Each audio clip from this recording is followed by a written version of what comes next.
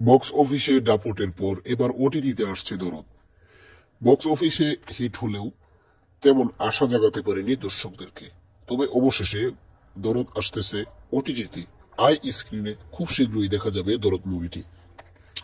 এখনো জানা যায়নি কবে তারা দেখা যাবে। তবে অরণ্য বাবু যা করলো সেটা কোনো সময় সাকিবিয়ানরা ভুলতে পারবে না, এর মতো পাঁচজু তার একটাও নাই।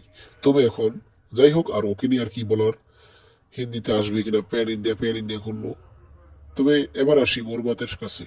বরবাদ এর শুটিং শুরু হয়ে গিয়েছে। বাংলাদেশের যে অবশ্যই 3 দিনের শুটিং সেটা শেষ, এবং কলকাতার 3 দিনের শুটিং শেষ, এবং আজকে মুম্বাই চলে গেছেন। আমি ভিডিওটা হয়তো আগামীকাল পাবলিশ করব, এই হিসেবে আপনাদের গতকাল গতকাল চলে গেছে মেগাস্টার শাকিব খান ইন্ডিয়াতে, এবং আজ থেকে এই শুটিং চলতেছে মুম্বাইয়ে।